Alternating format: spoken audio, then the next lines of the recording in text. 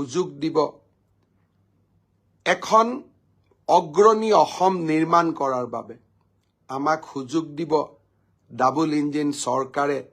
অসমৰ হৈ দুৰন্ত গতিত কাম কৰাৰ বাবে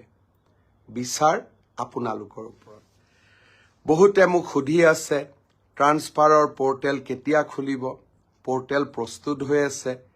পোৰ্টেলটোত অলপ গ্লিটছ আহিছিল সি যাতে সুন্দৰভাৱে কাম কৰে সেইকাৰণে ইয়াক আমি ডিসেম্বৰ মাহত মুকলি কৰি দিম যাতে কোনো গ্লিটছ নাথাকে ৰাইট টু পাব্লিক সাৰ্ভিস এই আইনখনৰ অধীনত নিৰ্মাণ হোৱা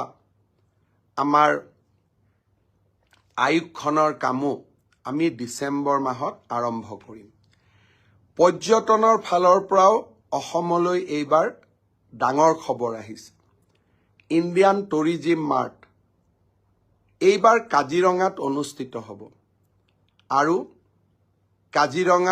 কাজিৰঙাই ভাৰতৰ পৰ্যটন উদ্যোগত বা পৰ্যটনৰ ইতিহাসত এটা নতুন শিখৰত উপনীত হ'ব ইণ্ডিয়ান টুৰিজিম মাৰ্ট এটা ডাঙৰ অনুষ্ঠান ভাৰত চৰকাৰে এইবাৰ কাজিৰঙাত ইয়াক অনুষ্ঠিত কৰিব এই ধৰণে আমাৰ লাহে লাহে নতুন খবৰবিলাক আহি আছে 15 তাৰিখে বড়ো লোকসকলে নতুন দিল্লীত এটা বড়ো উৎসৱ পালন কৰিব প্ৰধানমন্ত্ৰী নৰেন্দ্ৰ মোদী ডাঙৰীয়াই সেই উৎসৱত যোগদান কৰাৰ বাবে সন্মতি প্ৰকাশ কৰিছে সেই দিনটো জনজাতীয় গৌৰৱ দিৱস মই এতিয়াই আটাইকে ধন্যবাদ আৰু অভিনন্দন জনাইছো কমল চেত্ৰীয়ে লিখিছে গ্ৰেট আকাশ দাসে লিখিছে ধন্যবাদ ৰঞ্জন বিশ্বাসে লিখিছে গ্ৰেট সিএম ৰুবুল হুসেনে লিখিছে গ্ৰেট নিউজ নৰেশ জাতে লিখিছে জয় শ্ৰীৰাম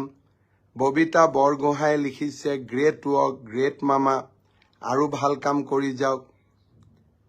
মিলন ডেকাই ব্ৰডকাষ্ট চাই আছে ববি মেজ ভন তেখেতে লিখিছে মই এগৰাকী অকলশৰীয়া মাতৃ আপুনি এবাৰ অৰুণোদয়ৰ বাবে আবেদন কৰিব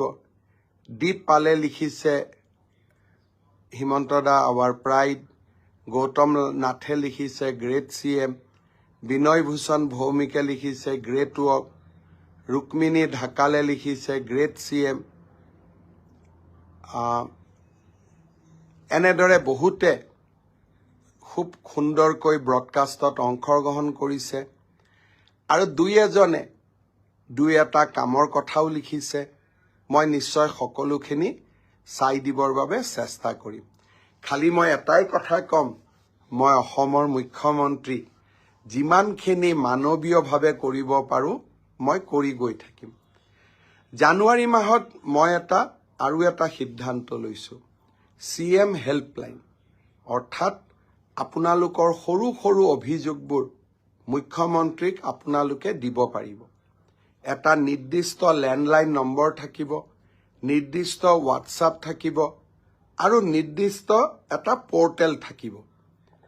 ডে টু ডে লাইফত আপোনালোকে পোৱা অভাৱ অভিযোগবিলাক মুখ্যমন্ত্ৰীৰ কাৰ্যালয়লৈ প্ৰত্যক্ষভাৱে পঠিয়াব পাৰিব আৰু নতুন ব্যৱস্থা আমি জানুৱাৰী মাহৰ পৰা আৰম্ভ কৰিব খুজিছো ইয়াৰ ফলত আপোনালোকে মই দেখি থাকো যে বিভিন্ন সৰু সৰু সমস্যাৰ কথা কয় চৰকাৰী কাৰ্যালয়ত গলে নহয় গৈ মুখ্যমন্ত্ৰী হিচাপে এই হেল্পলাইনৰ জৰিয়তে মই আপোনালোকৰ লগত থিয় হ'বৰ বাবে চেষ্টা কৰিম मैं देख रहा हूं मेरा ब्रॉडकास्ट झारखंड से भी बहुत लोग देख रहा है झारखंड का लोगों ने बीते 3 महीना हमें जो प्यार दिया हमें जो मोहब्बत दिया ये हम नहीं भूलेगा हम कोशिश करूंगा कि झारखंड चुनाव का बाद भी कभी कभी झारखंड आते रहूंगा और जो भी हमने वादा किया हो ये वादा पूरा हो इसलिए आप लोगों का साथ खड़ा होने का कोशिश भी करते रहूंगा कल मेरा झारखंड में और 3 सभाई है। कल मैं सिमरिया जाऊंगा, बैरागोड़ा जाऊंगा और जमशेदपुर भी जाने का मुझे मौका मिलेगा। फिर एक बार आप लोगों को भी मैं बहुत बहुत नमस्कार करता हूं, बहुत बहुत प्रणाम करता हूं। श्रद्धेय অসমবাসী राइज, আপোনালোকে आशीर्वाद দি থাকিব আৰু আপোনালোকৰ আশীৰ্বাদতে আমি অসমখনক বিকাশৰ এক নতুন দিগন্তলৈ লৈ যাম। আকৌ এবাৰ ধন্যবাদ জনালো। আকৌ লগ পাম অহা সপ্তাহত। বহুত বহুত ধন্যবাদ। জয় হিন্দ, বন্দে মাতৰম।